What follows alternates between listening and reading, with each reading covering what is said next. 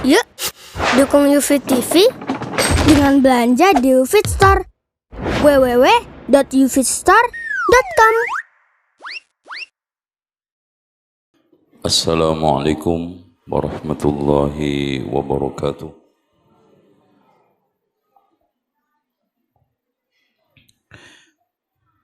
Innal hamdalillahi nahmaduhu wa nasta'inuhu wa nastaghfiruhu wa nastahdihi wa na'udzu billahi min shururi anfusina wa sayyiati a'malina. Man yahdihillahu fala mudilla lahu wa man yudlil fala hadiya lahu. Asyhadu an la ilaha illallah wahdahu la syarika lah wa anna Muhammadan abduhu wa rasuluh. Allahumma salli wa sallim ala Muhammadin wa ala ali Muhammad kama sallaita ala Ibrahim wa ala ali Ibrahim innaka Hamidum Majid.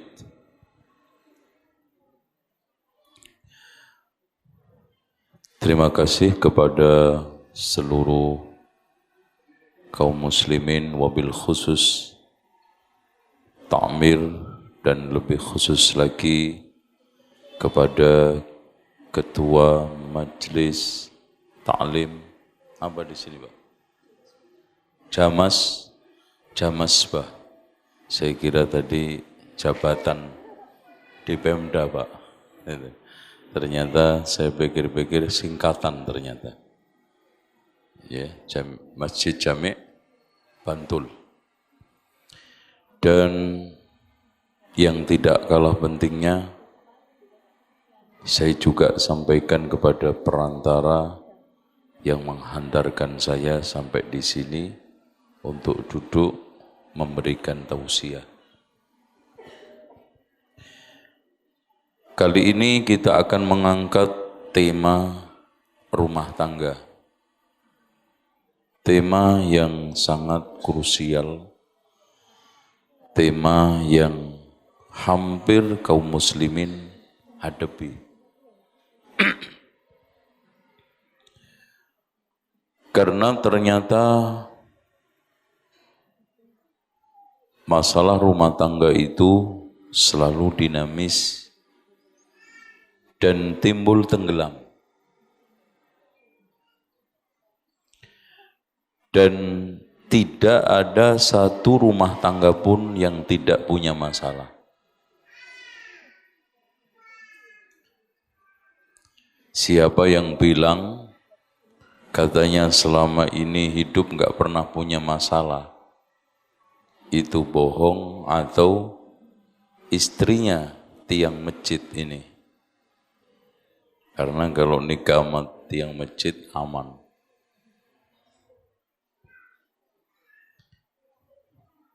Cuma masalah yang dihadapin setiap pelaku rumah tangga itu bisa menjadi bumbu rumah tangga, tapi bisa menjadi racun rumah tangga.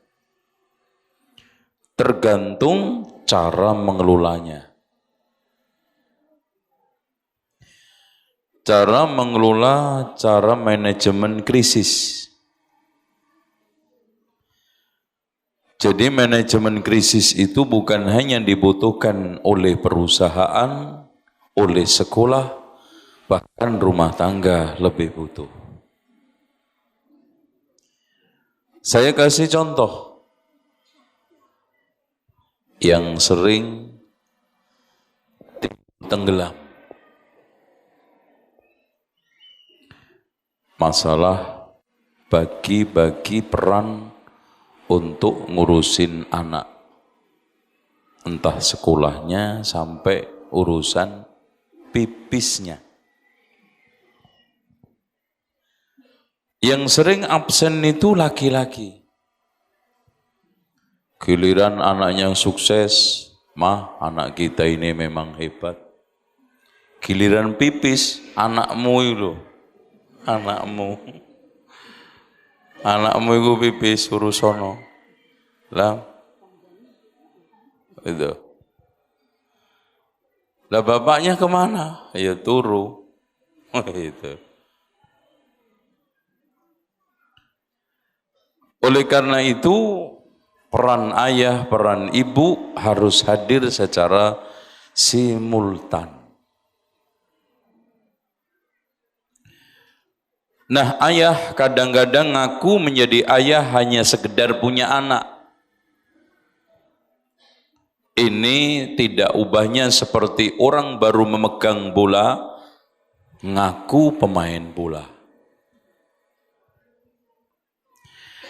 Ayah kadang tidak tahu anaknya kapan haid yang perempuan, yang laki kapan mandi junub, tapi menuntut anaknya supaya sholat dengan rajinnya. Ini ayah model apa? Ini emang nggak ada air ya Pak di sini Pak? Air minum. Saya sejak tadi tersengal-sengal cuman nggak berani ngomong karena saya dibantul soalnya. Itu. Ewo pekewo Pak. Tapi kalau ewo pekewo terus aku haus. Wes terus terang aja. Ya. Tuh. Kembali lagi soal tadi, ayah. Ayah hadir hanya saat anak-anak membutuhkan duit, uang. Ini sama dengan ayah memfungsikan dirinya seperti ATM. Sehingga hadirin sekalian banyak sekarang anak-anak yatim piatu, orang tua ayahnya masih hidup. Karena ada dengan tidaknya orang tua, laki sama aja. Dan bahkan banyak ayah model kotak, koran, tak televisi, komputer, kotak, koran, televisi, komputer. Saat dikelui sang istri, ibu, Pak, tolong dong bantuin anak persiapan sekolah, dengan marah-marahnya, kamu apa nggak tahu saya lagi ngatamin Quran? Wah, ngatam, saya kira ngatamin Quran, gitu kan? Ya, saat sekarang pulang, disuruh untuk jemput, dia sibuk nonton bola, televisinya. Bahkan hadirin sekalian, ada sebagian orang lebih banyak menghadap televisi daripada menghadap Allah. Antum hitung aja sholat antum.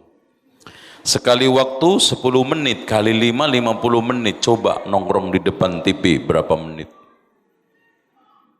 Ya betul. Ya. Bahkan sujud rukut di depan televisi dengan asyik dan khusyuknya. Jangankan digigit nyamuk, diantem botol Pepsi pun nggak berasa. Saking khusyuknya nonton pertandingan bola, apalagi penalti. Itu kalau bisa bola nggak masuk-masuk. Begitu juga malam diajak untuk bareng-bareng mengevaluasi pelajaran anaknya, katanya sibuk komputer, chatting, WA, Twitter, bahkan termasuk chatting janda. Ayah model apa itu? Padahal hadirin sekalian, di dalam Al-Quran dan Sunnah, ketika saat Allah menghadirkan para pendidik, kebanyakan laki bukan perempuan. Perhatikan siapa Luqman Al-Hakim, laki apa perempuan?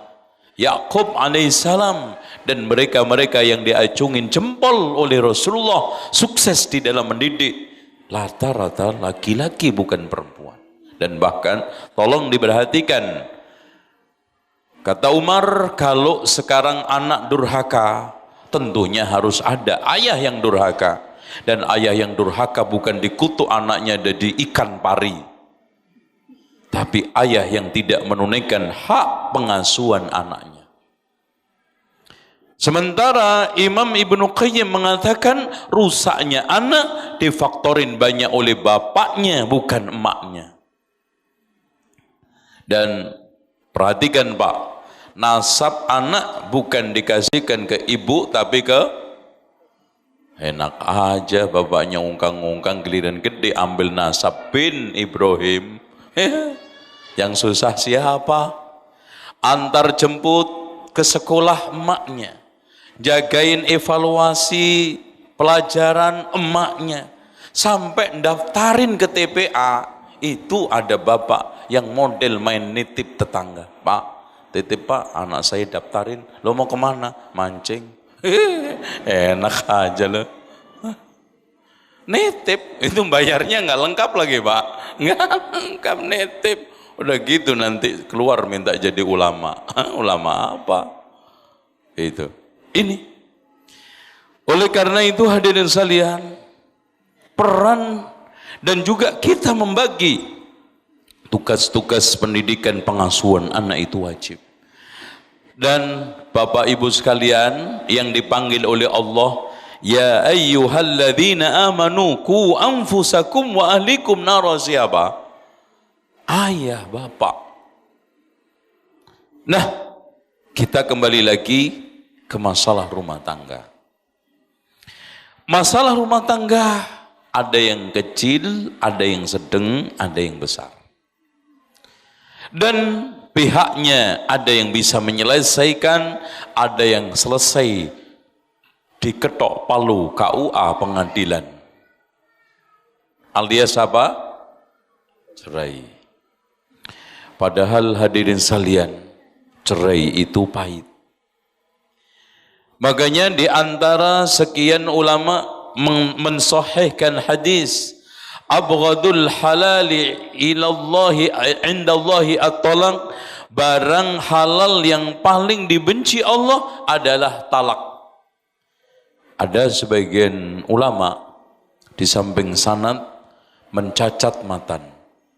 Masa barang halal kok dibenci sih? Pak, bukan hanya soal cerai kan? Rasulullah mengatakan ahabbul bilad indallahi masajiduha wa abghaduha aswaquha. Bumi yang paling dicintai Allah apa? Masjidnya. Yang paling dibenci Allah apa? Loh, bumi aja ada yang dibenci. Tapi antum jual beli bumi boleh nggak? Boleh. Jual pasar boleh nggak? Boleh. Itu. Maksudnya di sini dari sisi kita bermuamalah halal, tapi dari sisi isi pasarnya itu nggak banyak yang baik. Bahkan Rasulullah mengatakan kalau bisa jangan kamu menjadi orang yang pertama kali masuk pasar, terakhir keluar dari pasar. Makanya terutama ibu-ibu, saya pesen nih, kalau nggak terpaksa jangan ke pasar. Tuh, kadang-kadang ke pasar jadi hobi, malah kadang ikut-ikutan Pak. Lah yang ikut-ikutan itu bahaya. Tetangganya yang diikutin mau beli apa? Setrika, yang ikut pulang malah beli kulkas. Itu, Mbak mau kemana? Ke pasar. Ikut dong Mbak. Ngapain lo? Ya daripada di rumah bete. Akhirnya Masya Allah pergi beli kulkas, magic chair. Akhirnya apa? Kartu kredit digesek. Itu kartu kredit itu ilmunya cuma 3. Gesek, gasak, gosok. Gesek kartu, gasak barang, gosok dodo. Waduh, utang gokeh Mas. Itu kan gitu. Masih Pak. Bismillah.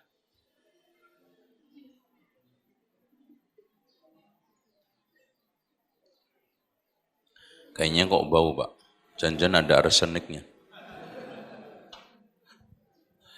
Baik, hadirin sekalian, begitu. Ya, ya kalau ke mall, ya setahun 2 kali 3 kali udah sedeng. Itu, karena gitu. Yang lucu Pak, ada ibu-ibu tiap hari ke pasar, doa masuk pasar nggak ngerti lah, bablas itu. Itu Gimana Bu? Udah hafal doa masuk pasar? Alhamdulillah. Jadi bismika Allahumma amutu wa ahya itu. Kalau mau masuk pasar berdoa itu biar enggak pulang-pulang. Itu. Ya. La ilaha illallah wahdahu la syarikalah lahul mulku wa lahul hamdu wa huwa ala kulli syai'in qadir. Ya. Biar diamankan oleh Allah dari gangguan situ, karena Rasulullah mengatakan kenapa? Karena disitulah tempat setan menancapkan bendera dan tempat pertempuran setan. Begitu juga cerai. Cerai dari sisi hukum halal, tapi dari sisi akibatnya nggak ada yang enak.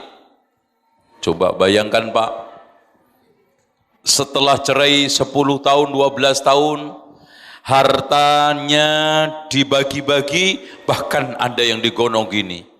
Yang lebih lucu karena digonogini sulit, rumah dibelah jadi 2 semua. Pintunya suami 1, istri 1. Daunnya, cendelanya, semua. Karena apa? Namanya gonogini itu kan harus bagi rata. Diadakan perdamaian nggak kena, sudah dibelah jadi 2. Genteng dihitung.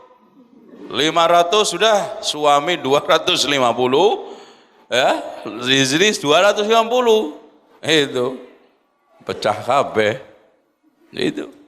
Belum lagi anak ikut bapak terlantar pengasuhan, ikut ibu terlantar makanan, dan sama-sama repot. Apalagi nanti Masya Allah kalau sudah sama-sama nikah, anak ikut bapak dapat ibu tiri, anak ikut ibu dapat bapak tiri. Sementara ibu tiri itu lebih kejam daripada ibu kota. Wah, itu zaman gue kecil dulu, itu ada film namanya Ibu Tiri lebih kejam daripada ibu kota. Iya, itu. Apalagi hadirin sekalian, belum keluarga besar pecah berantakan, yang pamannya, yang sekarang bibiknya, yang saudara dari laki, yang dari perempuan, hancur habis. Belum lagi hadirin sekalian, kadang-kadang perempuan harus lama menjanda. Kalau lama menjanda jadi fitnah. Tukang listrik mau ngecek meteran jadi omongan orang. Tuh, pagi-pagi si janda gatel tuh udah masukin laki itu tuh. Padahal tukang listrik, kasihan tuh tukang listrik. Itu, padahal mengukur meteran. No. Sekarang lakinya juga begitu, apalagi dia kawin cerai nanti dapat status apa? Laki tukang kawin cerai. Kemarau cerai, penghujan nikah kawin, terus itu ya. Pokoknya sekarang jambunya sudah mulai rontok cerai, rambutannya sudah mulai pentil nikah, itu jadi kawin cerai. Dengan demikian hadirin sekalian dijaga. Apalagi hadirin sekalian yang dirahmati oleh Allah, hanya sekedar angkuh, sombong, tantang menantang, cerai menjadi alasan atau alat untuk itu semua, untuk melampiaskan kesombongan perempuan, untuk melampiaskan keangkuhan perempuan, dan untuk memberikan suatu efek jerah katanya kepada suaminya. Sekali-kali kalau suami nggak diginiin, keras kepala, nggak tahu diri. Loh, nggak tahu diri gimana?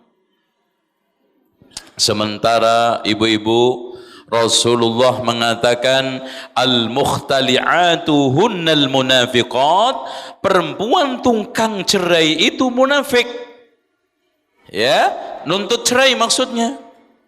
Dan statusnya di akhirat kata Rasulullah, ayyuma imra'atin talabat min zawjiha talaqan min ghairi ba'sin faharamun 'alaiha raihatul jannah. Perempuan mana saja yang nuntut cerai kepada suaminya tanpa alasan, maka dia tidak menemukan baunya surga, atau dia diharamkan baunya surga atasnya. Tuh, berat. Kadang apalagi yang maaf ini tidak memfokus pada orang tertentu. Tapi kebanyakan, kalau sekarang perempuannya kerja, istri ini suaminya kerja. Dan maaf Pak, suaminya lebih kecil gajinya daripada istri. Nah, itu problem. Ya, biasanya merasa mandiri, apa saja bisa beli, kebutuhan hidup dia bisa dengan mudah menutupin. Kalau saya sendirian pun lepas dari kamu juga enggak rugi. Nah, akhirnya dengan gampang dia mengatakan ada masalah kecil saja, jarum putul, cuklek, mas ceraikan saya. Sekarang minta apa enggak keturutan, akhirnya kata-kata yang sering keluar dari mulutnya, mas kalau kamu jantan ceraikan aku. Wah, keren. Ya, maksudnya kerendel-kerendel itu bukan keren. Bolak balik ke kantor pengadilan gitu kan. Walhasil hadirin sekalian yang dirahmati Allah, kita sebagai anggota keluarga, mau suami mau istri, harus bareng-bareng. Tolong diperhatikan, kebahagiaan rumah tangga bukan terpenuhinya kebutuhan hidup materi, glamor, bahkan terpuaskan hubungan suami istri. Namun kebahagiaan sangat ditentukan sikap tanggung jawab antara suami dengan istri. Suaminya tanggung jawab nafkah, Masya Allah Bu, Pak, istri mana yang nggak tenang hidup? Sekarang istri juga tanggung jawab terhadap pengasuhan anak. Subhanallah, suami biarpun tugas keluar kota, keluar negeri, tenang, cari nafkahnya itu juga maksimal. Tapi hadirin sekalian, kalau sekarang istrinya itu nyimpang, khianat, Masya Allah, kerja itu serba nggak fokus. Itu nggak fokus. Itu sampai kerja di suatu rumah makan, mau nyeduh kopi, yang diambil itu bukan gula tapi apa? Garam itu, Masya Allah. Wah, akhirnya dipecat sama perusahaan. Gimana kamu? Udah gitu bos besar, kamu kasih kopi rasa gitu, rasa asem enggak, ini enggak apa, rasa garam, enggak fokus. Makanya kata Rasulullah SAW, tanda kesuksesan seorang suami itu adalah mendapatkan istri yang solihah. Idza nadhara ilaiha sarrathu, kalau dipandang membahagiakan, bukan karena cantiknya. Sekarang antum punya istri cantik, tapi tiap hari untuk apa? Kayak ikan mujair gitu. Mendingan mancing di empang itu, tiap hari kayak betet itu. Maksudnya di sini akhlaknya. Makanya dari sekalian kita berdoa, Rabbana hablana min azwajina wa dzurriyyatina qurrata a'yun, menenangkan hati, menundukkan pandangan, bukan karena cantiknya. Itu kadang-kadang apalagi perempuan merasa cantik, tinggi, putih, sombong sama suaminya, apalagi suaminya dekil, wah jadi penghinaan terus. Makanya kalau ada punya istri-istri sombong karena putihnya, bilang aja, Pak, Dek, sapi itu lebih putih, kamu jangan sombong, tuh saingannya banyak. Itu kalau sombong dengan tingginya, Dek, tiang listrik masih lebih tinggi tuh. Udah. Hadirin sekalian, dalam Islam itu yang diutamakan unggul, inna akramakum indallahi atqakum, takwanya. Untuk apa kita sekarang ini punya istri atau suami jeleng-gerenge ganteng, gagah, tapi nggak ada takwanya? Begitu juga istri. Inna akramakum indallahi atqakum. Ketika idza nadhara ilaiha sarathu, pandang menyenangkan. Itu. Wa idza ghaba anha hafidatu, ketika dia tidak ada maka dia menjaga fi malihi wa nafsiha, menjaga harta suaminya dan menjaga dirinya. Subhanallah. Ini tanda orang itu bahagia. Makanya Rasulullah memberikan suatu apresiasi, ad-dunya mata'un wa khairu mata'iha al-mar'atu sholihah. Sebetulnya dunia ini adalah tempat kenikmatan, tapi sebaik-baik kenikmatan adalah ya perempuan yang sholihah, istri yang sholihah. Ya maaf, zaman sekarang ini Bapak Ibu sekalian, ini di Jakarta ya, di sini saya kira enggak ada. Perempuan-perempuan sekarang itu metrek. Ya, udah sifatnya perempuan itu memang materialistis. Sekarang kalau laki demi mendapatkan siapa, rela kehilangan apa saja. Beda dengan laki, perempuan. Demi mendapatkan apa, rela untuk kehilangan siapa saja.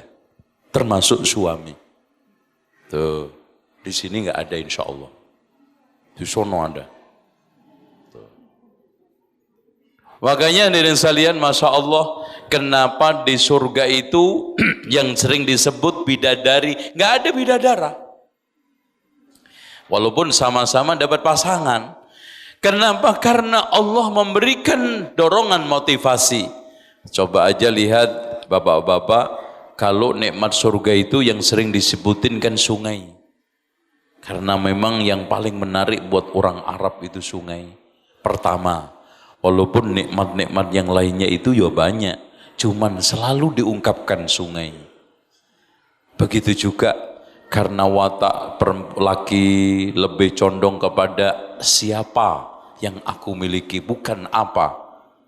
Makanya sampai antum lihat kawin yang bayarin siapa? Suami. Sampai dalam hal-hal yang nggak benar loh Pak, pelacuran siapa yang bayar? Lah itu.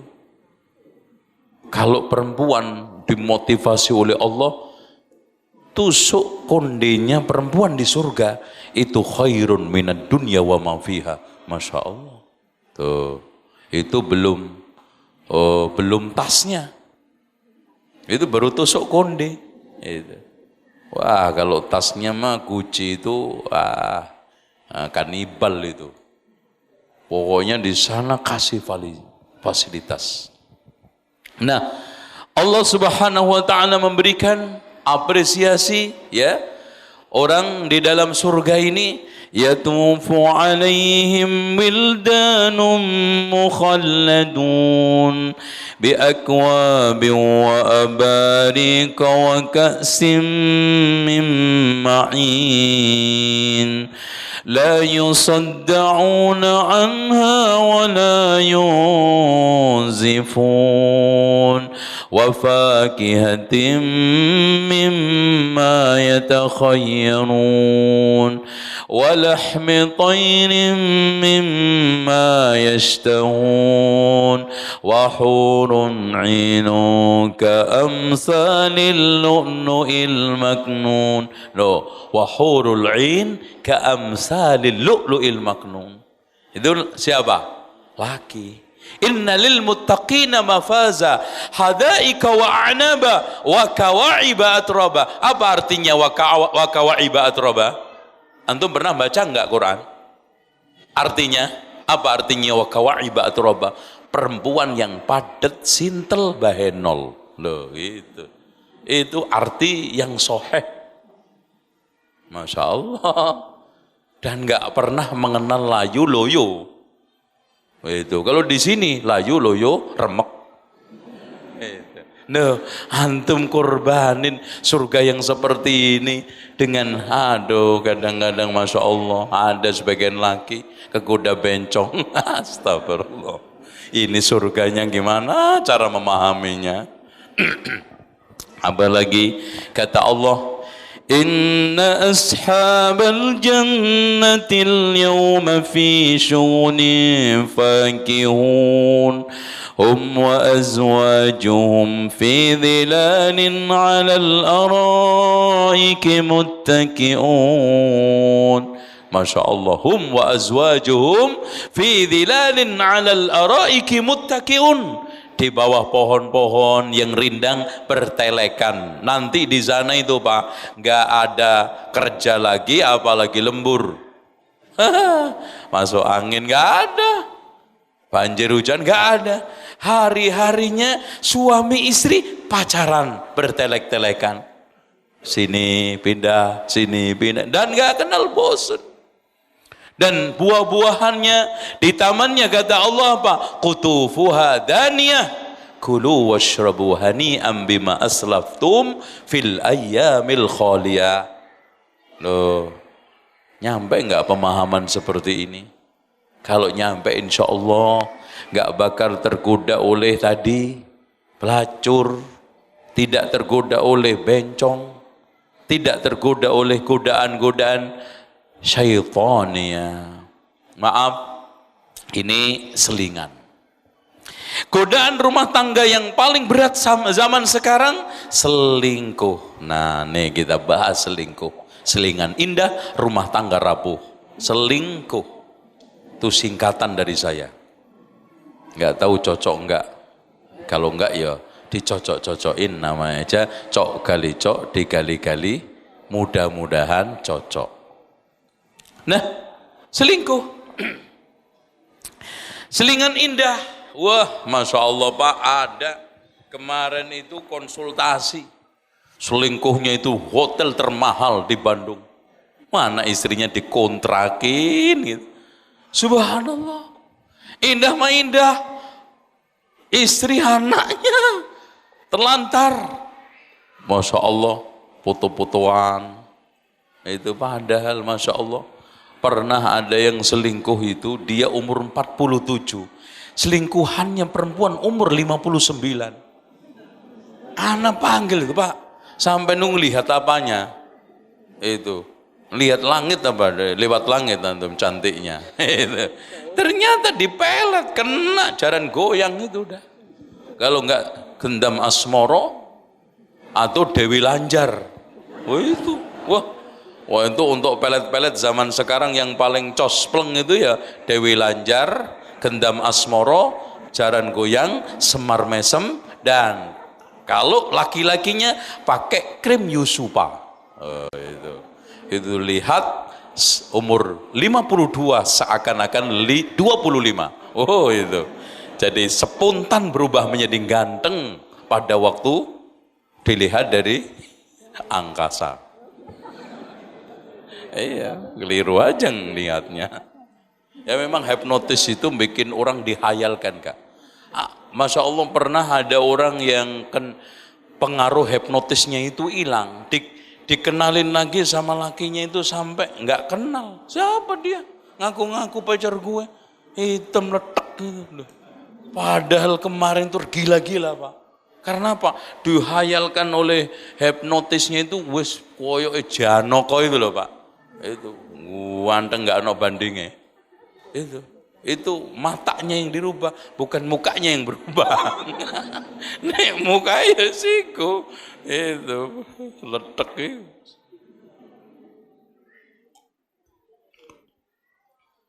Makanya di dalam firman Allah ketika menjelaskan sihirnya Nabi Musa Fir'aun bala tentaranya kepada Nabi Musa, yukhayyalu ilaihi, dikhayalkan. Yukhayyal. Jadi yang dipikirannya dibikin kayaknya orang ini baik, lembut. Pokoknya yang selama ini laki-laki yang saya idamkan itu dia. Matanya dibikin, wah ini muka orang yang saya cari. Selama hidup nggak ketemu-ketemu. Ya ini sekarang. Terus. Makanya namanya aja pelet lengket. Tuh. Pakai hipnotis.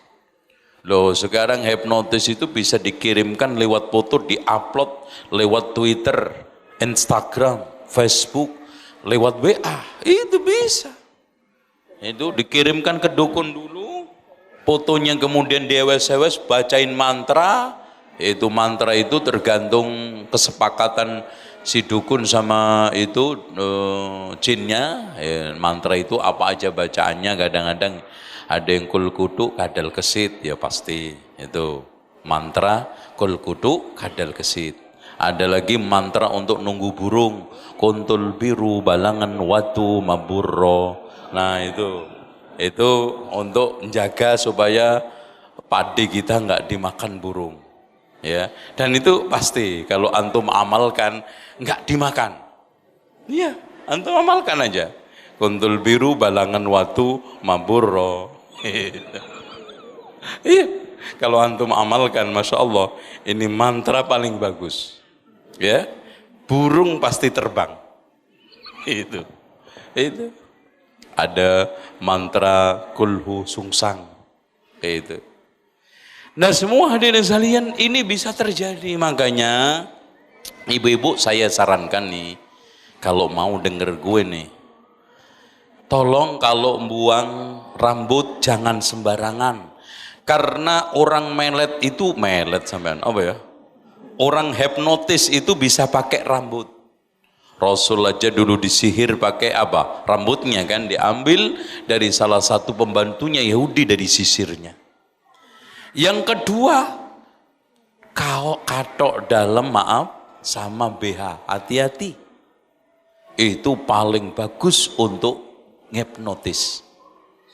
Tuh. Dan bukan hanya untuk hipnotis, bahkan katok dalam terutama milik perempuan yang ada headnya dikit-dikit itu juga bisa digunakan untuk penglarisan.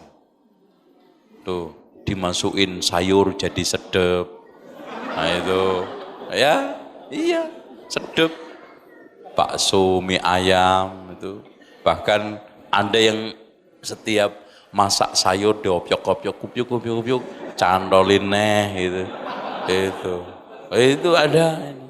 Dan nanti centongnya itu aja sampai 50 juta. Itu. Termasuk ibu-ibu bisa juga hipnotis pakai darah head diperes, ayat surat Yusuf itqala Yusufu li abi ditulis pakai darah head. Tuh nanti diambil fotonya. Nah, ini ibu-ibu juga. Kalau ngupload foto jangan sembarangan. Di Twitter, di Facebook itu bisa diambil. Ya. Kalau sekarang mau ngupload foto umur 71 mendingan. Kalau 17 itu yang repot. Wah, itu jadi. Bisa. Foto itu. Jadi seperti itu. Makanya hati-hati.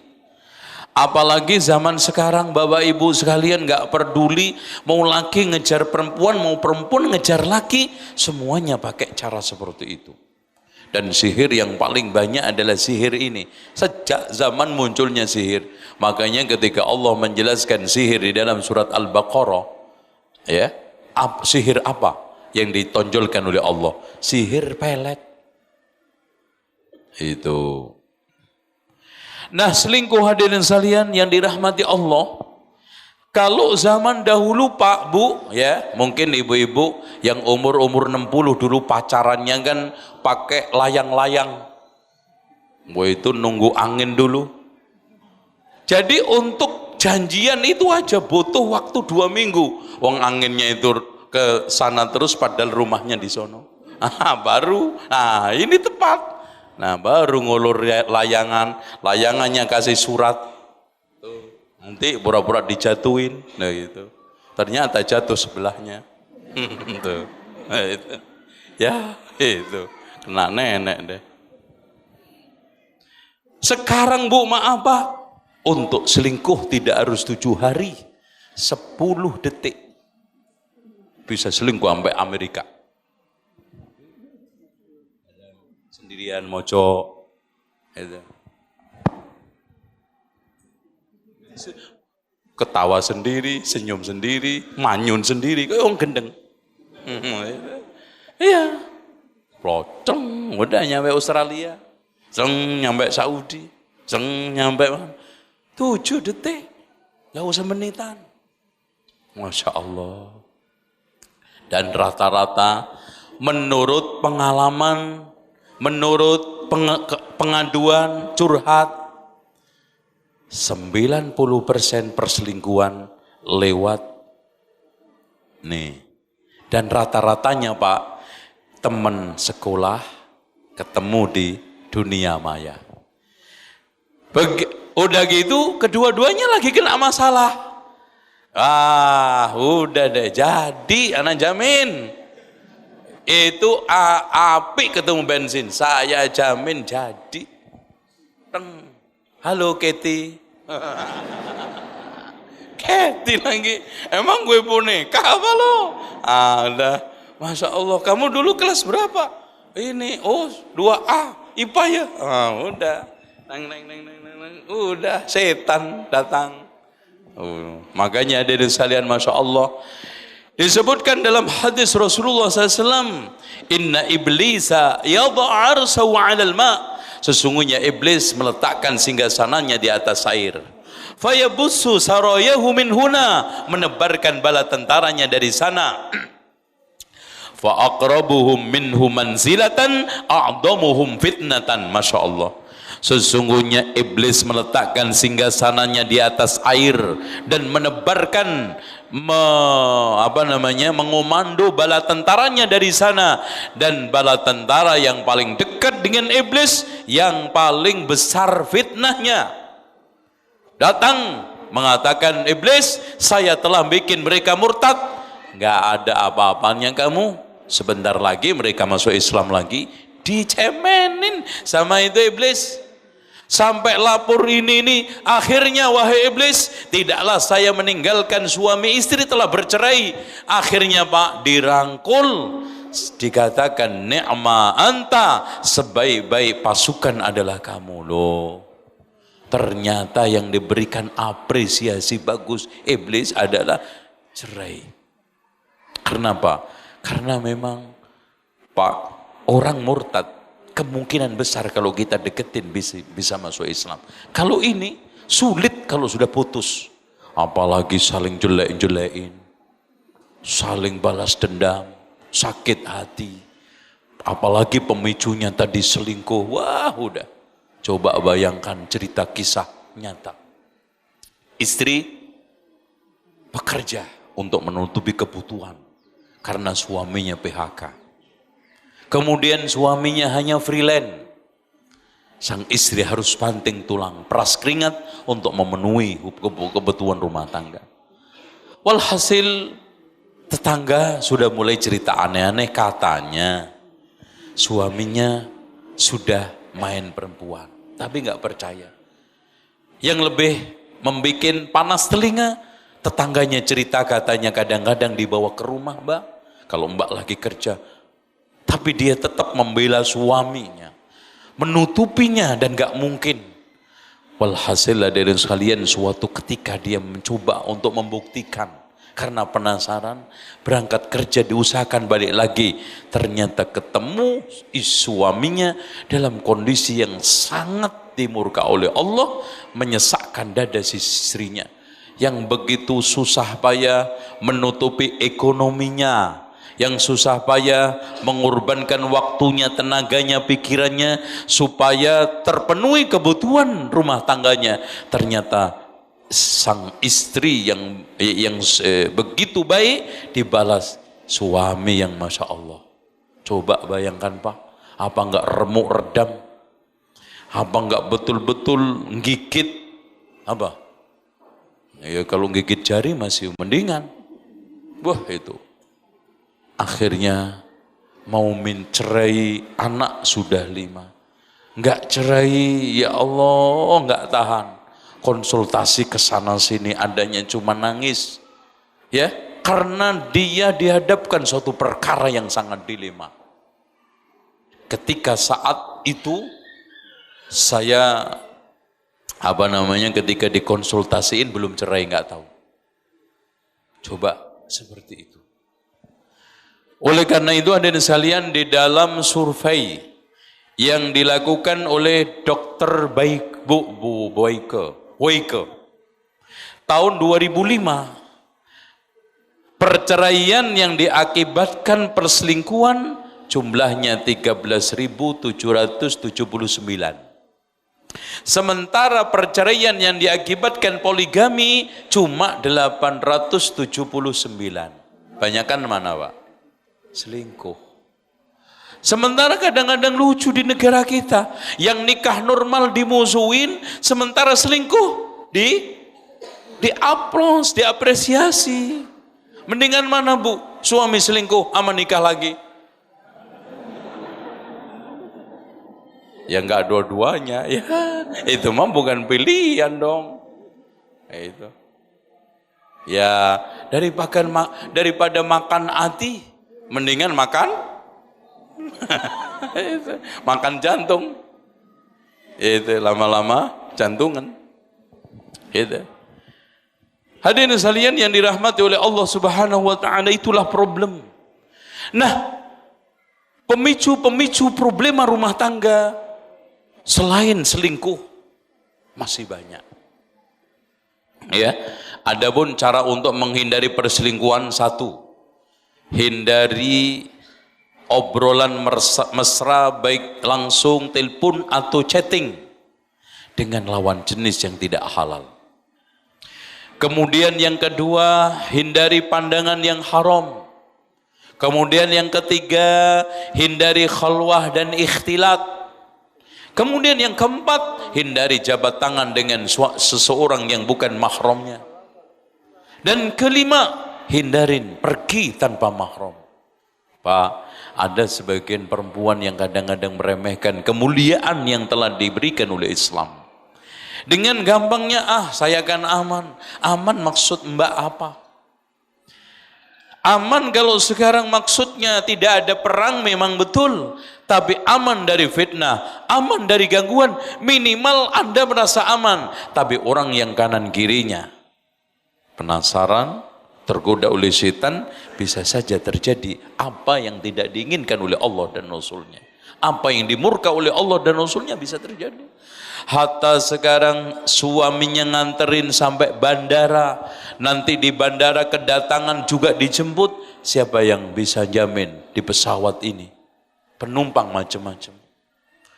Itulah Islam melindungi wanita, itulah Islam ingin memuliakan wanita, itulah Islam ingin menjadikan sosok yang paling berwibawa, disegani, mulia dan terhormat di hadapan Allah ila yaumil qiyamah, di dalam akhirat nanti. Nah, selanjutnya hadirin sekalian, perkara yang membuat problem rumah tangga yang berikutnya adalah cemburu. Nah ini, cemburu, maaf, kadang-kadang cemburu itu perlu. Bahkan cemburu itu ada dua, kata Rasulullah, al-ghirah allati yuhibbuhallah, cemburu yang dicintai Allah, wal ghirah allati yubghiduhallah, ghirah cemburu yang dibenci oleh Allah. Cemburu yang dicintai Allah adalah cemburu di dalam hal yang nyata. Coba sekarang ibu melihat suami sudah mulai kadang-kadang mempassword HP-nya padahal sebelumnya tidak. Kadang-kadang ada uploadan wanita-wanita aneh, kemudian pulang sudah nggak normal. Bahkan kadang-kadang ada suatu pesan-pesan mesra. Kalau ditanya, Mas, ini SMS dari mana? Nggak tahu tuh, SMS nyasar. Nyasar lagi, nyasar ke hati ya. Tuh, nyasar. Hal-hal yang seperti ini ada indikasi. Ini perlu dicurigai. Ini perlu diawasi. Tapi tolong ibu-ibu, kalau ngawasi nyurigai juga jangan terlalu membuat dia itu kaku. Dilus, tarik ulur, didekati. Mas, kok sekarang ada SMS aneh-aneh sih Mas? Dari mana? Maksud kamu aneh-aneh apa? Ya, saya bacanya sih aneh aja Mas. Biasanya kamu nggak seperti itu. Itu mah kamu perasaan aja.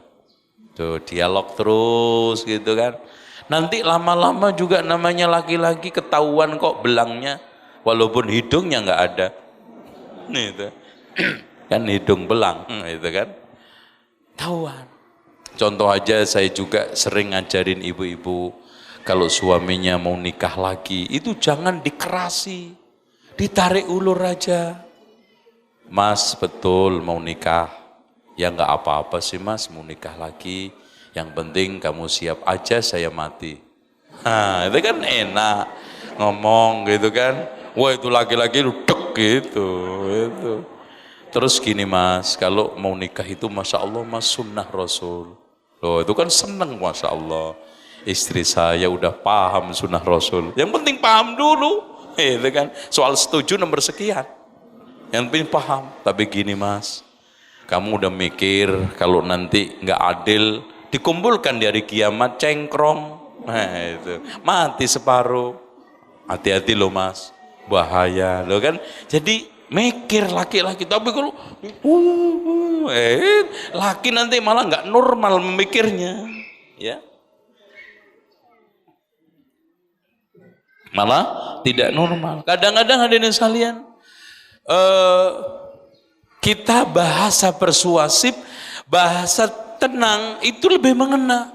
Contoh lagi mas, gini mas nggak apa-apa sih, kamu nikah lagi nanti kalau anak kalau kamu punya istri 3, 1 istri punya anak 7, 21 kan mas, no, mikir kan, coba nanti nggak usah sekolah deh mas, pesantren, kalau rekreasi aja udah 1 bus, Masya Allah, nyewa 1 bus, itu, iya kalau punya duit, kalau enggak udah nyewa sama terkodim, itu, tutup terpal, itu, istrinya di depan 4.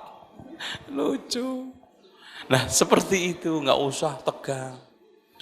Dengan demikian cemburu itu ada yang nyata. Tapi kalau sekarang suaminya masya Allah alim, rajin ngaji, lu perginya jelas ke masjid kok dicurigai itu loh. Kadang-kadang ada sebagian istri itu keterlaluan pak cemburunya. Suami pergi ke kerja aja diteleponin terus. Mas udah nyampe belum? Belum nih. Tahu macet kamu? Anak kan sudah kerja 5 tahun nggak paham-paham loh. Lo telepon terus sampai kantor aja pak. Masih ingin meyakinkan telepon sama temennya. Mas, tuh si kampret udah datang belum? Oh, si kampret lagi. Kenapa mbak? Emang mbak? Itu tolong mas, bantu-bantuin deh. Awasin ya dia. Udah mulai macem-macem tuh. Nah, padahal nggak ada apa-apa. Nah, yang seperti ini dikatakan oleh para ulama, waspadalah kecemburuan karena cemburu pintu perceraian. Ini, oh laki-laki enggak, akhirnya oh saya enggak kok dituduh, udahlah beneran aja, oh enggak sama ya sama aja, nah gitu, paham enggak bu? Yang gue omongin, itu makanya yang baik-baik sama suami, ya. Nah, hadirin sekalian yang dirahmati Allah. Selanjutnya, problema rumah tangga sering terpicu masalah-masalah ringan. Jadi hadirin sekalian coba bayangkan kadang-kadang pemicu keretakan rumah tangga permasalahan itu sepele. Suami mau pergi kerja, dompetnya nggak ada. Tuh. Harusnya kan.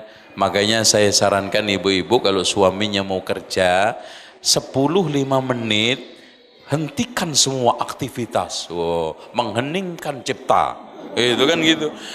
Nata dompet suami, kacamata suami, terus apa ini? HP-nya suami. Syukur-syukur masya Allah yang lainnya cemepak, kopinya ada doh, masya Allah. Wah ini bener-bener istri bener ini wes aku nggak bakal ndolek neh mas, bojoku iku koyok 4 kok, nah gitu. Nah kadang-kadang mau berangkat kerja itu, masya Allah malah pergi ke sebelah tetangga ngobrol ngalor ngidul, ndolek bojone itu mana bojo saya itu. Enggak ketahuan kemana celuntrungnya, dompetnya diwacak-acak, duit entek. HP-nya dibuat mainan gimananya, itu kuncinya motor nggak tahu nyelip di mana.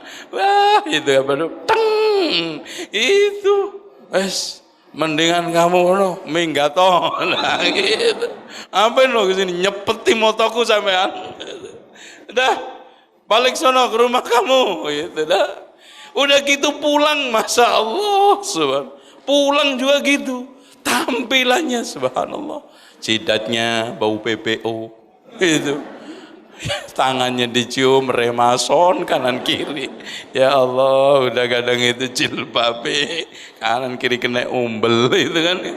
Subhanallah, udah gitu penguk, la ilaha illallah.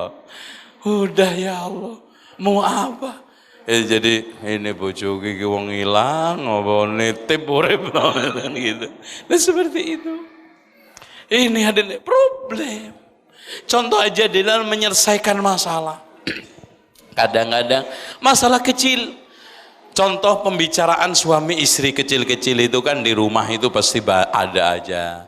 Yang kadang-kadang memicu perselisihan. Contoh laki-laki guyonan itu, alhamdulillah dek, rumah baru, kursi baru, masya Allah, alhamdulillah, tempat-tempat perabot rumah tangga yang sudah baru semua ini, yang baru belum cuman satu ini, istri baru, nah itu langsung itu tanduknya keluar, itu kan gitu, guyon, ya. Contoh kecil hadirin sekalian, masalah kaitannya pendidikan anak. Biasa kadang-kadang ada antara suami istri itu sengketa soal milih. Mungkin bapaknya ingin sekolah umum, emaknya mondok. Itu terjadi, bisa. Akhirnya hadirin sekalian, terjadilah diskus. Kalau diskusinya itu penuh dengan keadaban, cari solusi, selesai. Makanya hadirin sekalian, masalah rumah tangga itu bukan bobot masalahnya, adab caranya dalam menyelesaikan. Itu makanya masalah rumah tangga itu jadi bumbu tergantung adab dan cara menyelesaikan. Kalau baik maka menjadi bumbu, kalau tidak maka bisa menjadi racun rumah tangga, racun kehidupan. Contoh tadi, kalau sekarang mau menyelesaikan baik-baik, suami pengen sekolah umum, emaknya pengen masuk pesantren, duduk kan pakai SWOT. Oh, masya Allah, emang perusahaan pak? Ya nggak harus perusahaan kan. Untung rugi masuk pesantren, itu, wah dikalkulasi 1, 2, 3, 4, 5, 6. Nah untung rugi masuk sekolah umum 1, 2, 3. Nah gimana dek? Ini kayaknya banyak kan masuk pesantren ini ternyata. Oh iya mas, makanya saya itu lebih cerdas daripada kamu.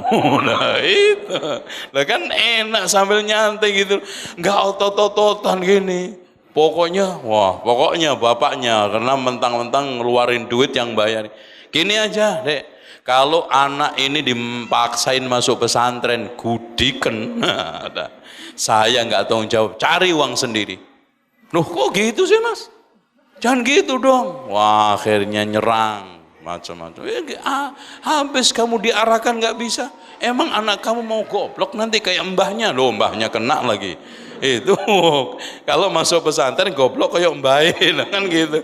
Memang bapak saya kenapa lo goblok-goblokin? Nah itu kan gitu. Sekampung nanti tengkar itu. Padahal masalah milih sekolah pesantren atau umum, mbahnya kena. Akhirnya bales itu istrinya. Mas, jangan ini ya, ngomongin keluarga saya ya, pendidikannya. Kampungan kamu ya, loh kampungan ini kan. Beda mas, keluarga saya itu pendidikan. Kamu mas, SD aja udah bisa jadi camat loh. Wah, makin dijatuhkan lagi. Nah, padahal ada di sini bisa duduk enak. Masalah juga kaitannya, subhanallah pak, ada suami istri kondangan sampai nggak jadi, kritik-kritikan baju.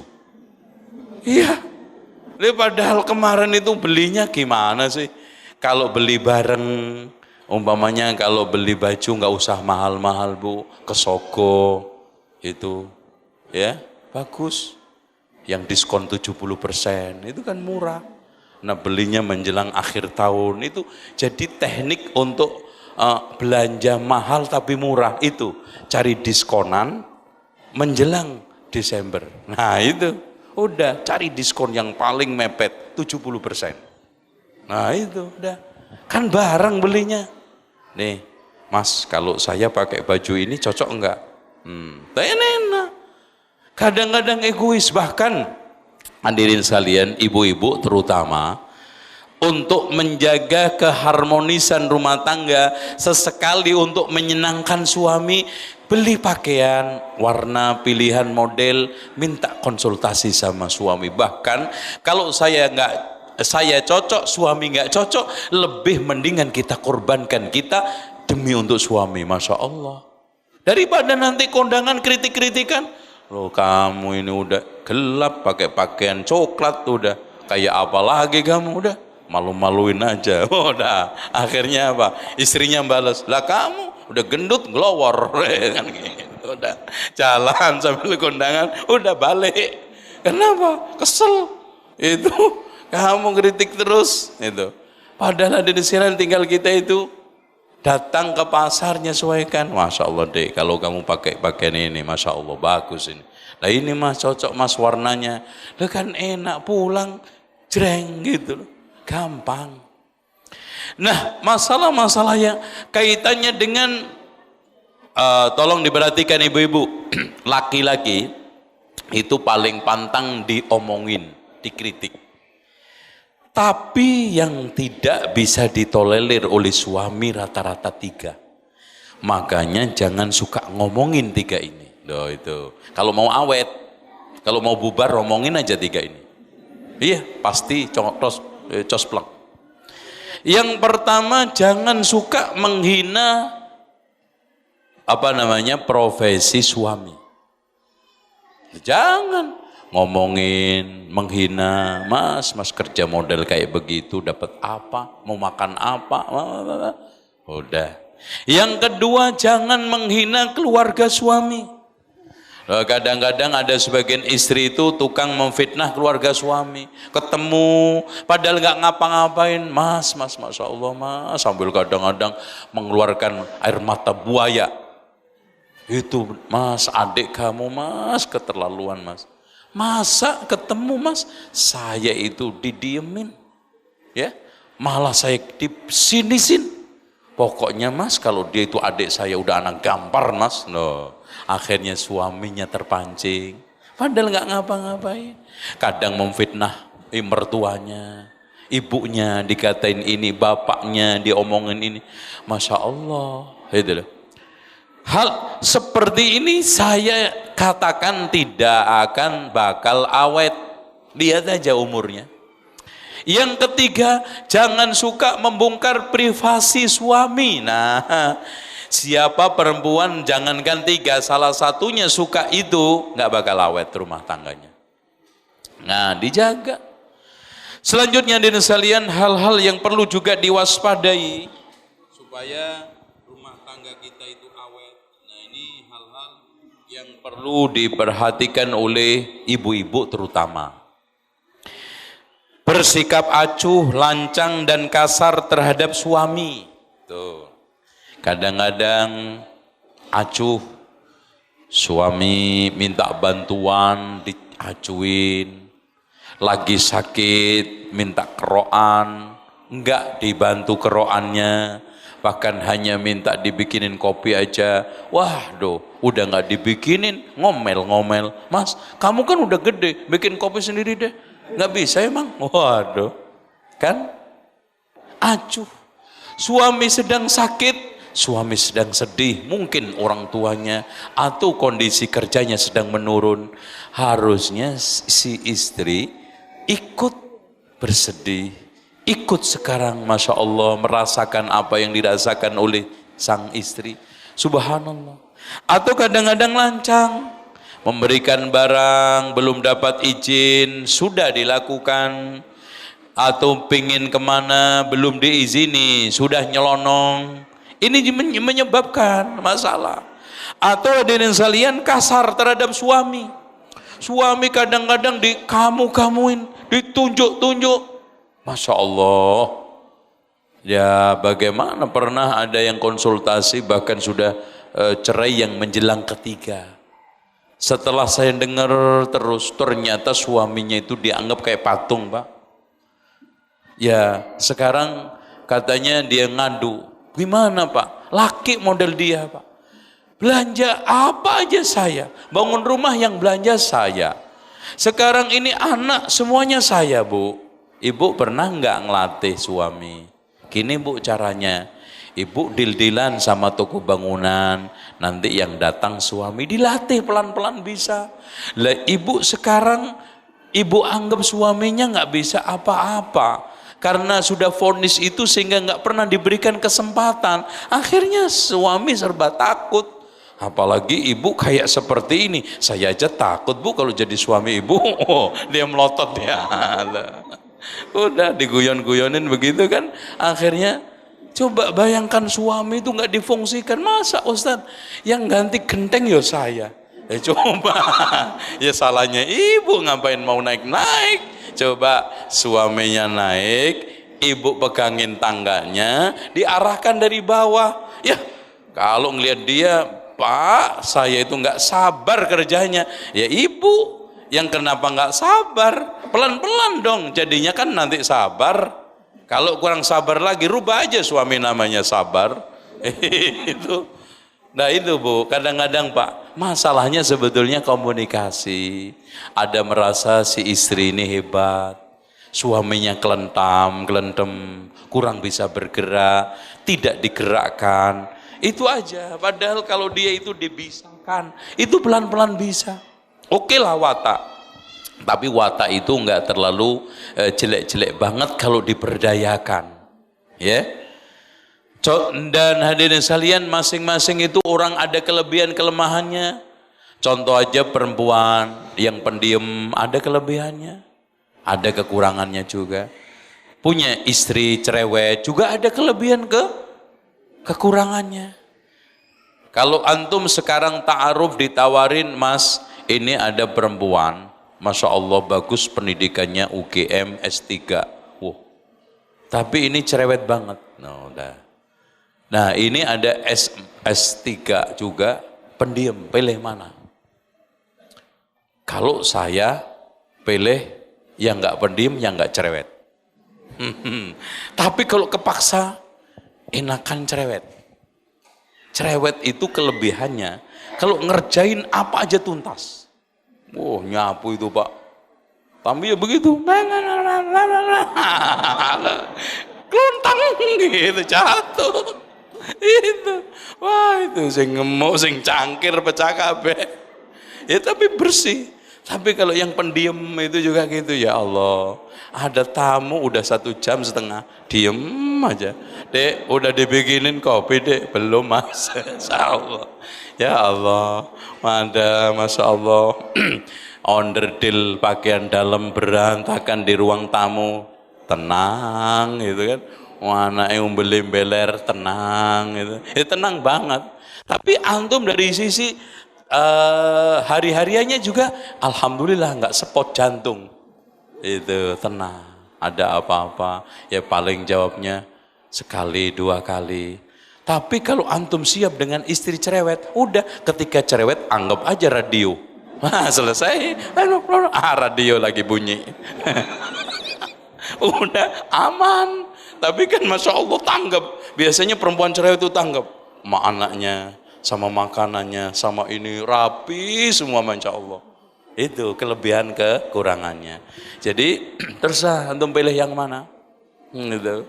Kalau bisa ya nggak cerewet, ya nggak diem. Tapi jarang. Itu cerewet itu bawaan dari suatu karakter. Karakter terengginas, karakter tanggap itu bawanya cerewet. Itu loh. Itu bawaannya. Jadi ibarat apa Mas ya? Pasangannya gitu loh. Apa sih? Jadi umpamakan apa itu ya? Jadi bawaannya. Kalau hujan adem, kalau musim paruh panas itu loh bawaannya gitu loh Pak. Ya kalau antum pengen musim adem tapi panasnya nggak mungkin. Ya kalau sekarang di Bogor enak adem ini, tapi ya slow banget. Tenang aja. Tapi kalau antum sekarang hidup di daerah Kalimantan, di ini tuh panas. Tapi juga gitu, orangnya tanggap-tanggap. Apalagi di Arab, wah nggak ada yang nanggung-nanggung. Orang Arab itu, karena apa? Cuacanya nggak pernah nanggung. Makanya katanya Imam Ibnu Khaldun, cuaca itu membawa karakter. Lihat, makanya kenapa para nabi itu banyak dipilih di Timur Tengah. Karena membentuk watak karakter itu sedang. Tegas, apa adanya, nyata, dan tidak pelin-pelan. Tapi kalau ke barat sedikit, Afrika itu terlalu keras. Makanya gampang marah, gampang lonjak, gampang seneng juga orang Afrika itu. Kalau seneng itu gitu kan. Iya, perempuan-perempuan itu. Ya. Nah, kalau ke timur, apalagi ke Asia Timur, Asia Tenggara, karena anginnya sepoi-sepoi basah, nah itu nggak pernah jelas. Itu, iya enggaknya itu nggak pernah jelas. Makanya nggak ada nabi di sini. itu Imam Mahdi aja susah, apalagi nabi. Paling ada Ratu Adil, rakyat metu nggawa bedil. Itu ada. Nah, hadirin sekalian yang dirahmati oleh Allah. Dengan demikian karakter watak itu biasanya dibangun kebiasaan menjadi watak, memang susah, tapi kita bina. Makanya ibu-ibu kalau nikah jangan sampai niat untuk merubah watak. Bapak juga begitu. Karena memang nanti menyesal. Karena watak itu sudah mulai mengkristal. Kebiasaan yang mengkristal itu namanya watak. Selanjutnya yang terakhir, habis ini kita buka tanya jawab soal kaitan dengan masalah rumah tangga, bersikap manja, selalu merengek bila mengajukan berbagai tuntutan. Ini juga memicu permasalahan rumah tangga. Bersikap melawan, melakukan suatu pertentangan dengan keinginan suami. Bahkan pernah ada survei di Amerika telah disimpulkan pemicu utama perceraian adalah sikap berani istri kepada suami. Melawan dari sisi psikologis dan dari sisi fisik. Kadang Masya Allah ada perempuan yang pintar kungfu, istri suaminya di kungfu Pak. Tendang itu, tendangan maut lagi. Masya Allah. Pernah saya ada konsultasi ke saya, Pak Ustadz, anak dikungfu sama suami istri Pak Ustadz. Lu antum nggak bisa nolak, nggak bisa, lebih pinteran dia Pak. itu. Antum keliru nyari jodohnya itu. Antum dulu harusnya minimal menguasai tipan. Nah itu cocok nikah sama taekwondo. Itu antum begini udah. Dilibas itu, ya udah yang baik-baik aja sama istri ante, biar nggak dilibas yang kedua kalinya. Itu. Kemudian bersikap sombong, congkak terhadap keluarga suami, ini juga masalah. Suka menyulut pertikaian dengan keluarga suami, itu ada. Tidak pandai memperhatikan keadaan suami, apa sedang santai, apa sedang istirahat, atau terlalu capek, itu pemicu juga. Suka menyakitin suami dengan sikap bakhil, sembrono di hadapan orang lain. Kadang-kadang sebagian perempuan guyon ngeledekin suami itu, Mas, suami saya itu sholatnya males, ngomongin di depan orang, walaupun guyonan, hati-hati itu. Makanya di sini hendaknya diperhatikan. Sering keluar rumah untuk berkunjung kepada teman-teman, tetangga, itu apalagi perempuan itu paling senang bermajelis, majelis legal maupun ilegal. Nah, yang ilegal biasanya ngerumpi itu aja ada faksi-faksinya Pak. Ada khusus ngerumpi membahas suami-suami nikah lagi. Ada khusus membicarakan gaji masukan tetangga. Ada lagi khusus, wah Masya Allah. Bahkan ada salah satu orang itu tahu persis gaji pokok, tunjangan, dan THR-nya tetangga. Lengkap itu Pak. Loh Mbak kok tahu semua Mbak? Ya tahu aja lah. Itu. Sampai seperti itu. Wah kalau begini kan Masya Allah rusak itu. Yang terakhir, kurang terampil mengurusi badan dan rumah. Kadang-kadang maaf ada sebagian istri umur baru 25, muka udah 52, berantakan udah, bentuknya loyo, lemes, layu, padahal anak baru 1 Mbak, kemana aja Mbak, rawat badannya kok susah, padahal nggak butuh banyak aneh-aneh, pengen badan seger, sering mandi, udah selesai. Apalagi di sini banyak lengkuas, ya. Terus untuk supaya singset bagus, loh Masya Allah, ada kunir, ada kunyit, ada apa lagi? Masya Allah.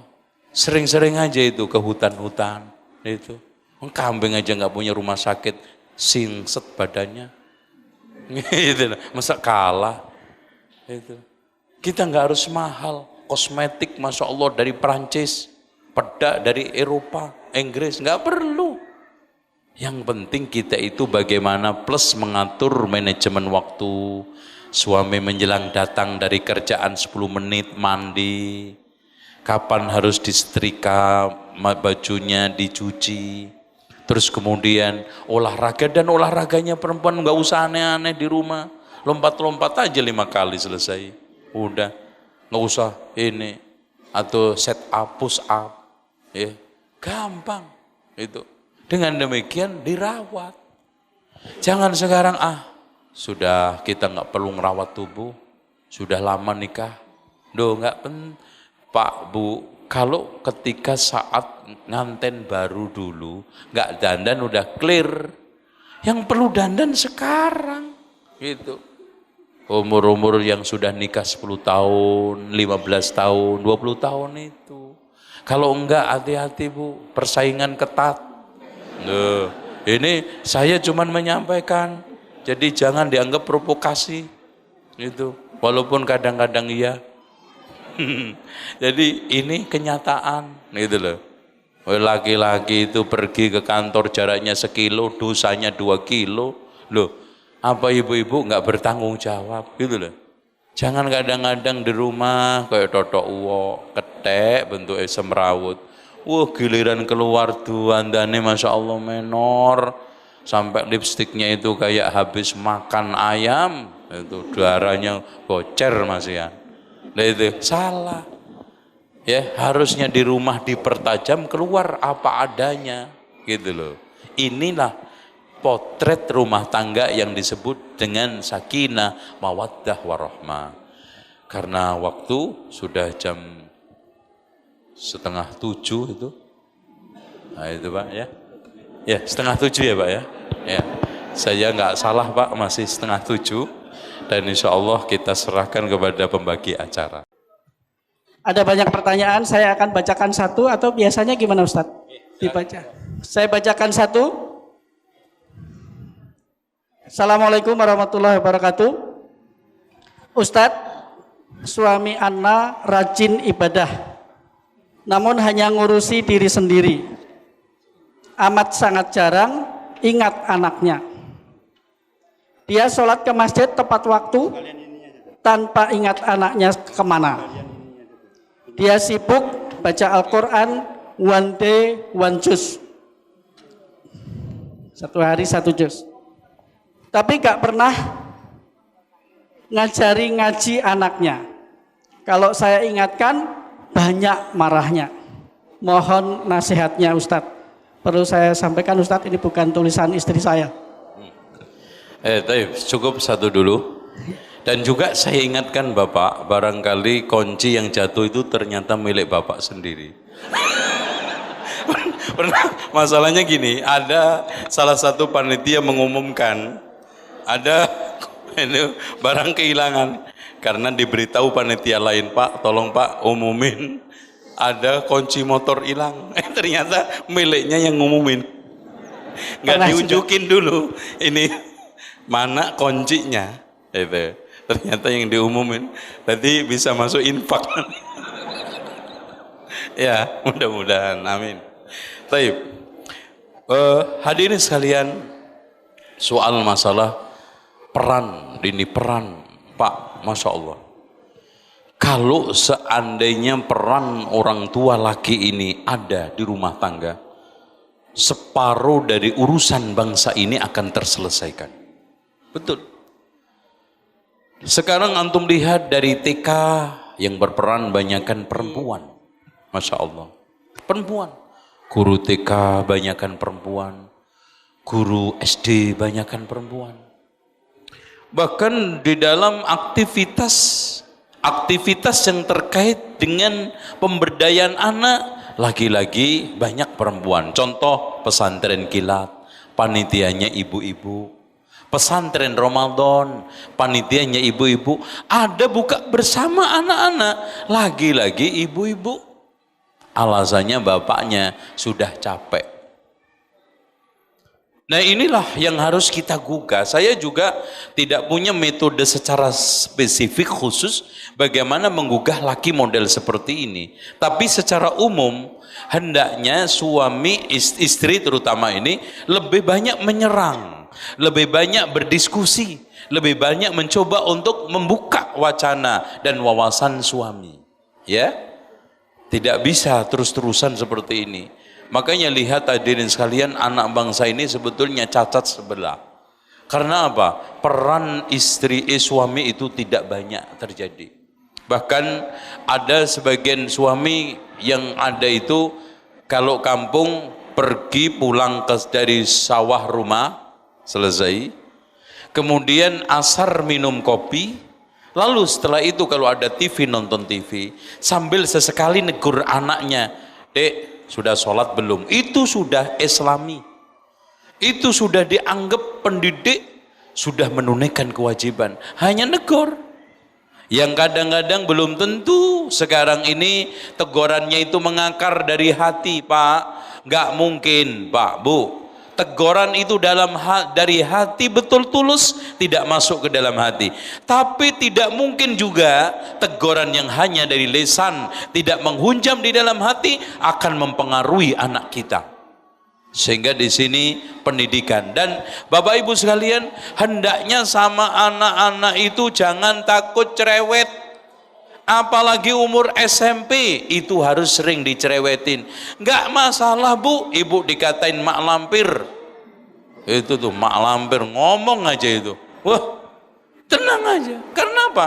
Karena memang anak SMP itu kalau nggak dicerewetin, kita nanti orang tua yang rugi sendiri. Karena bawaannya gini, Pak. Sering saya katakan di mana-mana. Anak umur 1 sampai 5 bawaannya nyenengin. 5 sampai 8 ngeseli. 8 sampai 12 nyusai. Nyenengin, ngeseli, nyusai. Tuh. Nah, kalau kita nggak cerewet, dalam proses pendidikan kita nanti yang kalah. Nah, maaf, ada sebagian orang tua kalah sama anak. Itu loh, lucu. Contoh, maaf, negesin anak ambil remote supaya nggak nonton TV karena sekarang sholat. Sekarang dalam kondisi harus evaluasi pelajaran.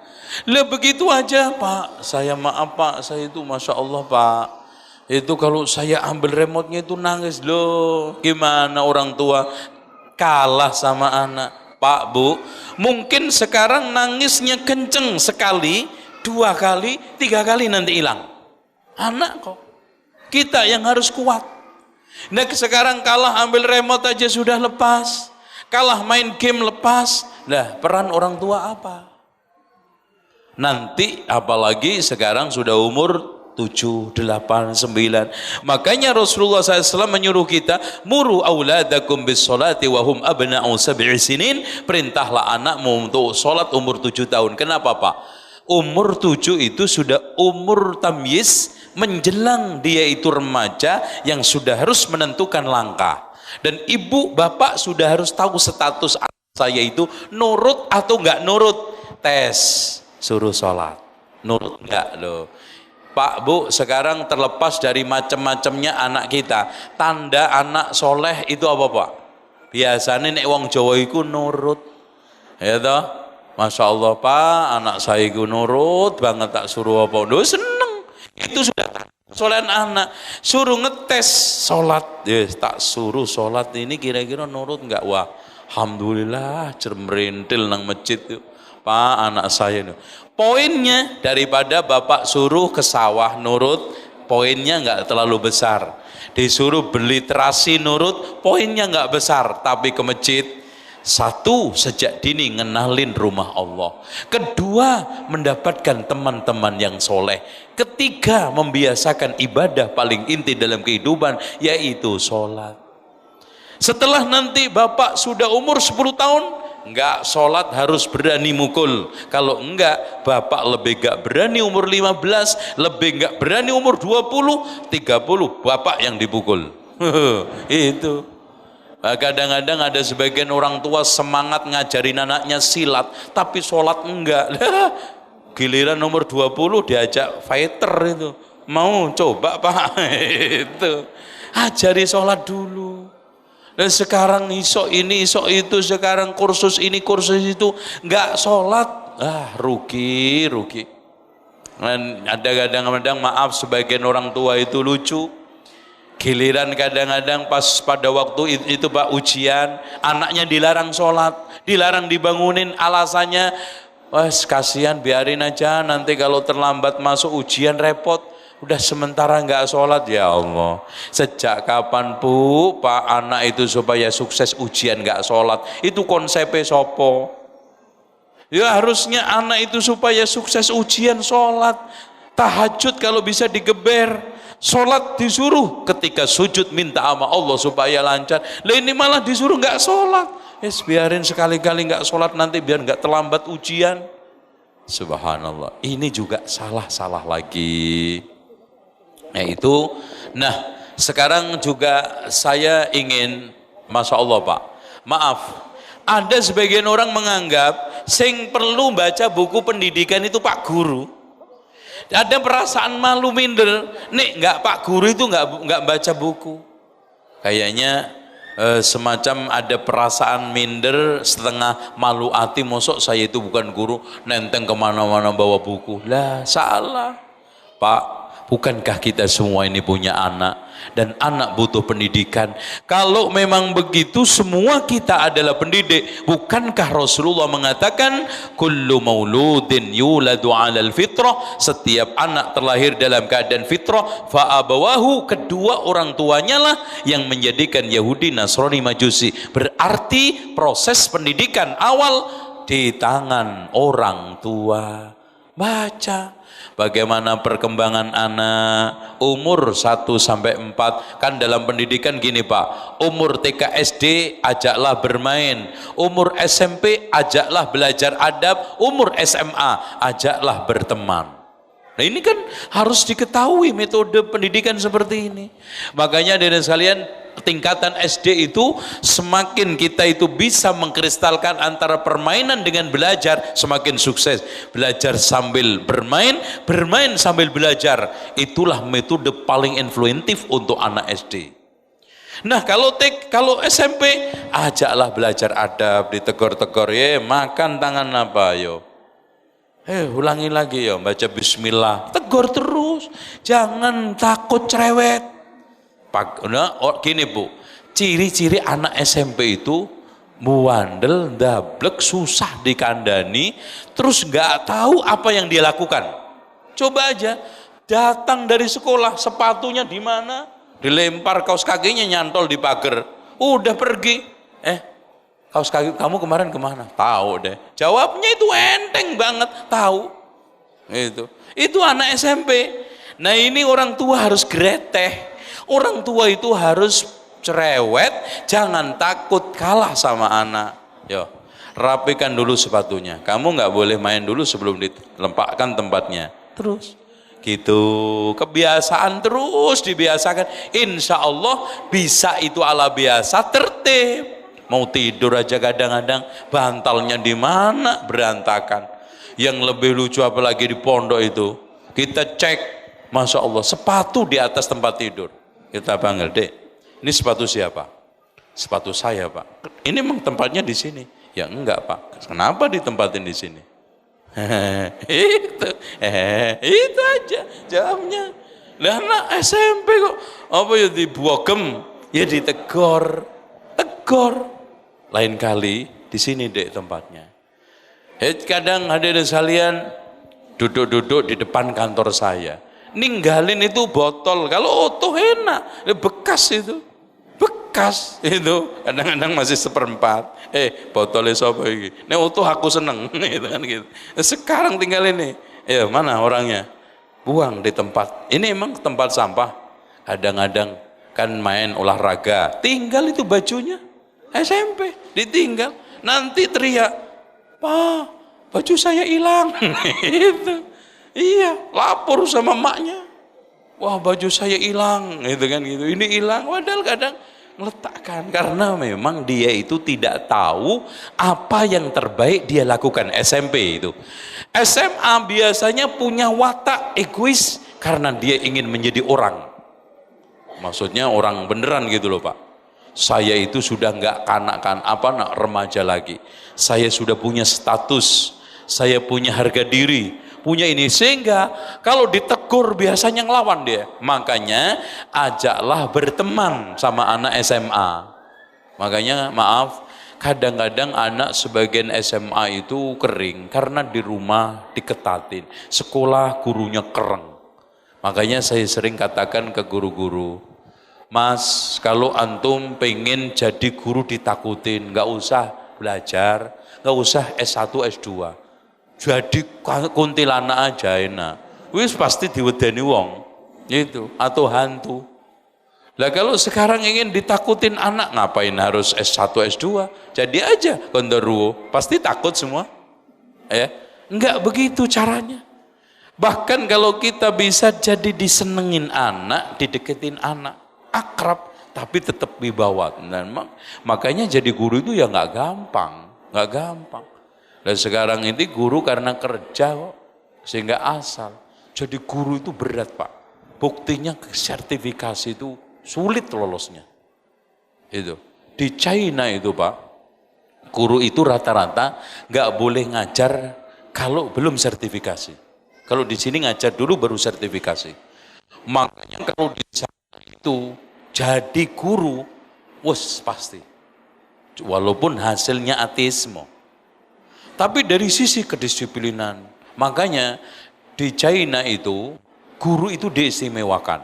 Contoh, setiap orang itu kan punya kartu untuk naik bus yang ini diskon miskin, diskon. Itu guru diskonnya paling tinggi, 25%. Itu. Selalu memang berwibawa. Saya pernah ketemu sendiri guru perempuan itu berwibawa memang. Dan wibawanya itu nggak dibuat-buat. Ya. Memang dia itu sosok guru, didik, mampu ngasuh anak itu walaupun ditegasin kasih sayang. Dan orang tua juga gitu, makanya tidak ada aib, tidak ada salah orang tua sesekali baca buku pendidikan, fase-fase tentang umur, anak umur TK, SD, SMP apa yang harus dilakukan, permasalahan apa yang dihadapin, umur bayi balita 1 sampai 3, kemudian umur kanak-kanak dan yang lainnya. Ini sebaiknya kita baca. Dan maaf, di antara kita kebanyakan mendidik anak dengan dasar perasaan. Contoh aja, orang yang ngadu curhat sama saya, anaknya nggak sholat. Dia bilang, apa Pak? Perasaan saya sudah nggak kurang-kurang loh, perasaan. Perasaan saya nggak kurang-kurang, ya kurang banyak lah Bu. Itu setelah saya tanya satu persatu dengan kacamata pendidikan. Semuanya tidak jurus, cara menyuruh anak sholat, cara negor anak, cara mengajak, loh kan? Itu kekurangan kita.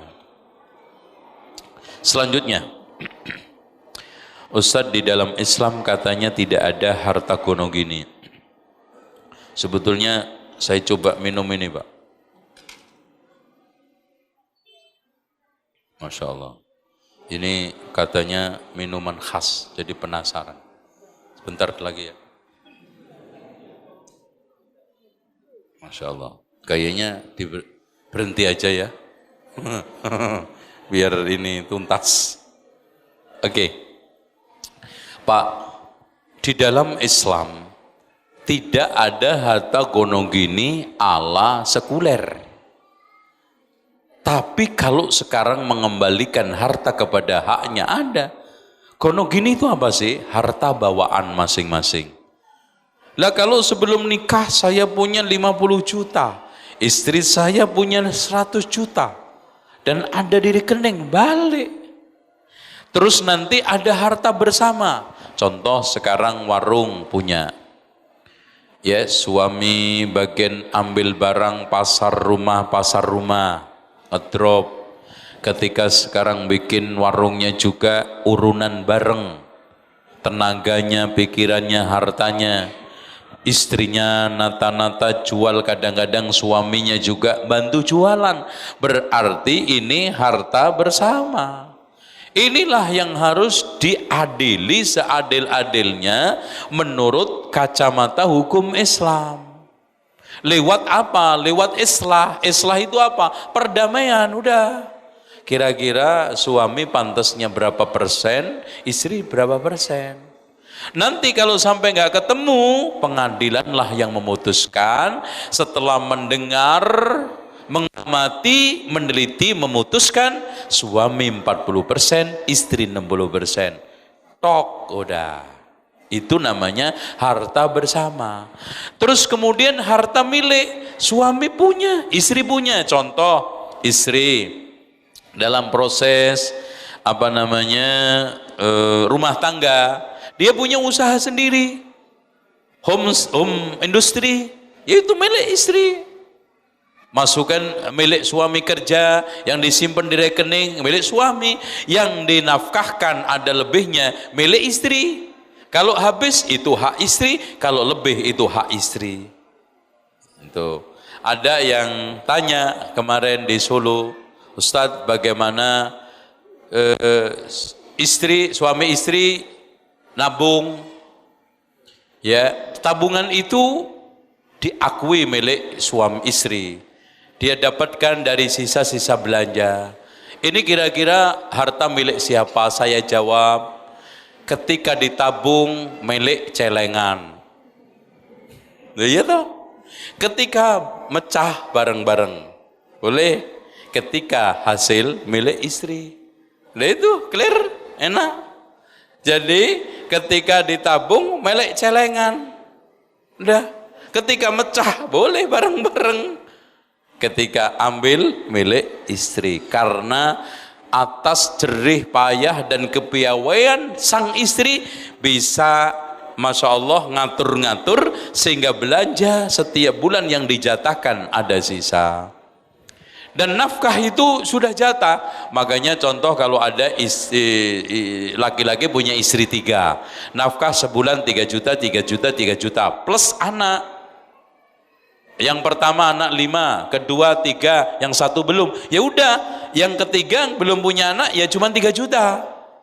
Nanti sekolahnya ini, intinya khusus untuk istri-istri 4 juta, 4 juta, 4 juta. Adil kalau 4 juta. 5, 5, 5, 5 kalau 5. Kalau sekarang 10, 10, 10. Nanti anaknya sekolah di mana? Lihat. Ada yang pondok, ada yang di sekolah umum, ada ini. Itu orang tua laki yang bertanggung jawab. Paham nggak? Jadi nggak mudah poligami itu. Makanya jangan sembarangan. Walaupun sudah sukses, sudah berhasil, sudah memenuhi syarat, terakhir takdir. Itu. Kadang-kadang sudah semuanya terpenuhi, nyari nggak nemu-nemu kayak saya. Itu. Ya sudah, antum ikhlas.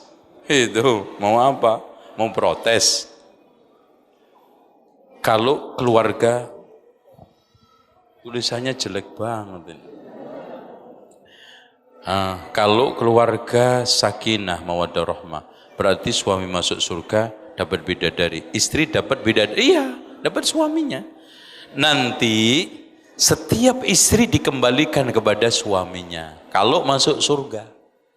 Kalau enggak dikasihkan penghuni surga yang ada. Plus minimal laki-laki dapat 2 asli penghuni surga. Masya Allah, plus dapat suami, istri dunia, istri akhirat minimal 2. Bahkan ada yang dapat 60. Itulah yang dikatakan oleh Allah, inna ansha'nahunna insya'a faj'alnahunna bakaran urban atraba لأصحاب اليمين سلة من الأولين وسلة من الآخرين سلة من الأولين وسلة من الآخرين. Masya Allah, inna ansha'nahunna insya'a, nanti ada makhluk yang saya ciptakan di surga. Insya'a faj'alnahunna abkara, saya jadikan semuanya perawan. Masya Allah, abakar. Uruban atraba, umurnya sama, bentuknya sama, nggak ada beda-bedanya. Cantik semua, muda semua, disebutkan dalam hadis Rasulullah, umurnya rata-rata 30, 33. Umur yang sedang kuat-kuatnya, sportifnya, semangatnya. Maka Masya Allah, itu surga. Itu. Tapi kalau masuk neraka jahanam, ya ngenes mas. Itu. Ya. Hadhihi jahannamul lati yukadzibu bihal mujrimun. يطوفون بينها وبين حميم فبأي آلاء ربكما تكذبان. Subhanallah, tiap saat remuk redam disiksa kepanasan. Ya. Hadhihi jahannamul lati yukadzibu bihal mujrimun yatufuna bainaha wa baina hamimin fabiayyi ala'i rabbikuma tukadziban.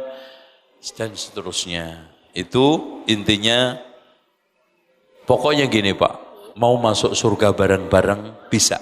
Jannatu adnin yadkhulunaha wa man salaha min abaihim wa azwajihim wa dzurriyyatihim. Surga Aden itu nanti akan dimasukin bapak moyangnya, nenek moyangnya, suami istri dan anak cucunya ngumpul dalam satu tempat dengan syarat wa man salaha, amal solehnya setingkat. Tuh. Jannatu adnin yadkhulunaha wa man salaha min abaihim wa azwajihim wa dzurriyyatihim. Masya Allah. Sudah habis Pak? Tapi masih jam 6:30 ya.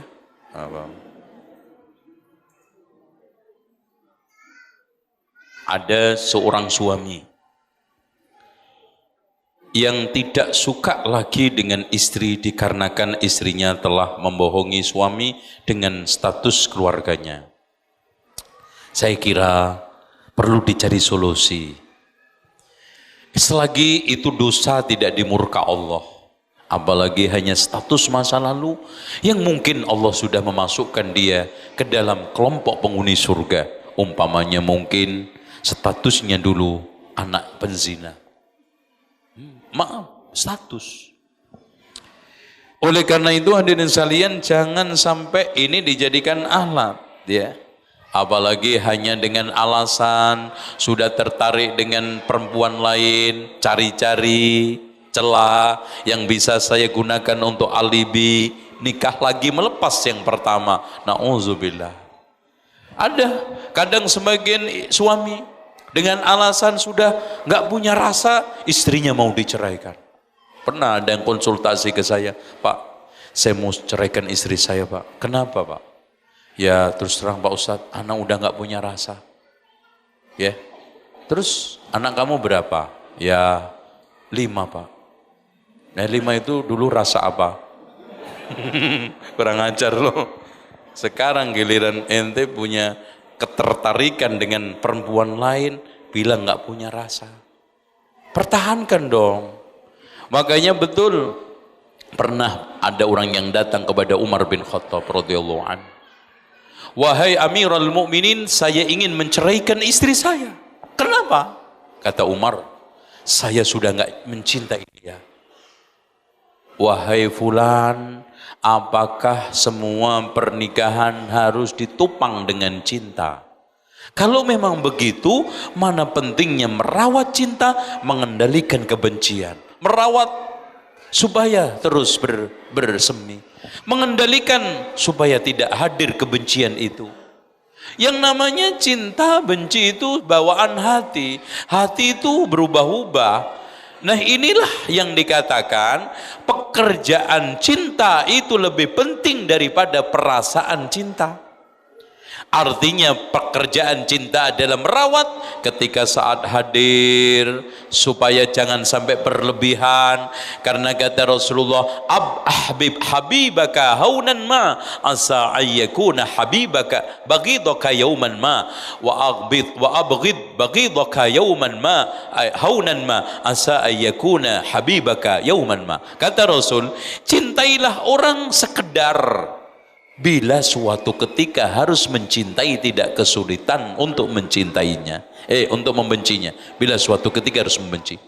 Dan bencilah orang itu sekedar biar tidak kesulitan saat harus mencintainya. Ya kadang-kadang contoh aja ada orang sudah sumpah-sumpah, pokoknya saya nggak bakal nginjekin rumah dia, udah 4 turunan. Bu, nggak sekalian 7 bu. Lengkap, ya udah 7 turunan. Ternyata baru seturunan sudah besanan. Udah kan? Kenapa harus kita sumpah-sumpah 7 turunan, 4 turunan? Hati itu enggak tahu. Selagi itu bukan dalam rangka mencintai Allah, membenci Allah, sedang-sedang aja. Maksudnya membenci karena Allah, sedang-sedang saja. Cintailah orang sesederhana mungkin sedang. Biar tidak sulit kamu harus nanti membencinya. Dan sebaliknya juga itu ya. Terus suami langsung sudah tidak mau bertemu istri lagi dan telah menyerahkan istrinya kepada keluarga melalui SMS. Ya Allah. Mentang-mentang dikasih nikmat Allah SMS.